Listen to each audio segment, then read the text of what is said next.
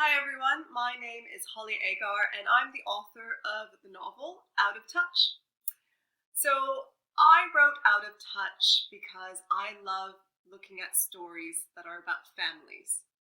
I love exploring relationships with these people that we cannot choose because basically we're stuck with our family.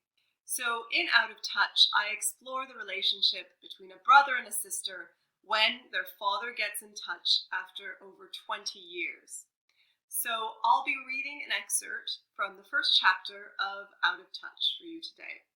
Thank you again to Tertulia for giving me this amazing opportunity. So chapter 1 from Out of Touch. Spring. A man hit Ava with his car a few miles from her bungalow. He said he didn't mean to do it. Ava told him she believed him. "Of course I believe you." She said it like that in the dark. "It was an accident." "Of course." It wasn't possible to see what he looked like lying on her side in that muddy ditch, and she didn't move her neck, afraid she'd cause it damage. The pain in her back and hips felt bright and urgent, and yet a calmness washed through Ava. She didn't need to decide what to do about her father's letter. Her mind could rest here. The man phoned the emergency services and relayed questions to her. "They're asking if you're bleeding anywhere." He might have said that. Ava's attention wavered.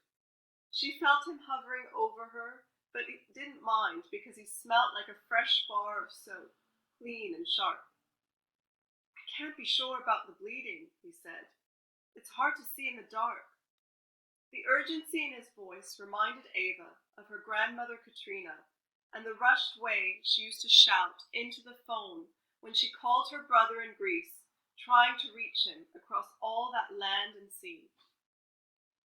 "The ambulance people want to know about your vision." Two long and shaky fingers appeared in front of Ava's nose. "How many is that?" "Two?" "Good." The man's voice brightened. "Yeah, she said the right number of fingers." But when the call ended, he spoke to her again with agitation. "Why were you out here? It's dangerous walking on this road at night." "I needed to clear my head." Ava's eyes darted up, but all she could see were nettles. She thought of asking the man to look for her father's letter, but he was so full of anxiety pacing back and forth above her that she left it. He introduced himself as Sam. "Ava, I'd shake your hand, but..." He didn't laugh. It was the same at work. Jokes met with silence. If she survived this, she would learn to be funny. Headlights cut through the darkness, but there were no sirens, and soon the lights faded into the night. All they could do now was wait. Wait for the ambulance. Wait to see if she would live or die. Could she still feel her legs?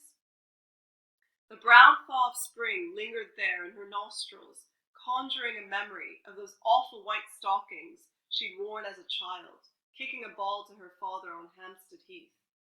When it rained, they'd become thick with mud, itchy stockings that rolled at her knees, at her ankles. Before her bath, Ava would paw at her legs, leaving red scratches all over her flesh. Her sexual experiences in adulthood often fell short of the satisfaction she'd felt as a girl, tearing off those thick white stockings and scratching. "You're a mess," her mother had told her, putting foam into the bath, and Ava had thought, "So are you." Sam asked where she lived. "My bungalow's on the same side of the road, about 5 miles towards Welton." "Well, it's too bad your house isn't facing the river." Ava laughed, and everything below her head tightened into thick knots of pain. "Those houses on the river cost about 100 grand more." "That much?" "At least." She knew because she'd asked an estate agent when she'd been thinking of selling the place before Christmas. The agent had looked at Ava and pursed her showy red lips. "Pity it's not facing the river," she had said. "I live near the high street with my parents," Sam offered. It surprised Ava that he should live with his parents. She had assumed from the deep tone of his voice that he was tall, broad-shouldered, approaching approaching middle age. Had he taken over his parents' basement in the way that some lost, lonely men did? But Ava was in no position to judge, having lived with her mother until the day she died. In that time, she'd only ever brought one man back to the bungalow, and he'd liked staying late into the morning so he could have coffee with her mother. Watching them laugh and share stories, Ava had thought how they made a lovely pair. When she told her mother this, because there was nothing she'd wanted more than for her mother to be happy again, the crease on her mother's forehead had deepened. Apart from this man, who eventually bored Ava like the others, no boyfriends ever came to the house.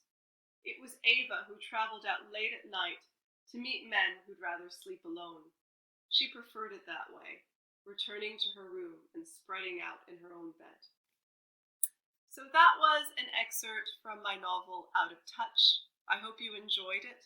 Thank you so much for listening, and thank you again to Tertulia for giving me this opportunity, and I look forward to meeting you in Ireland, hopefully soon.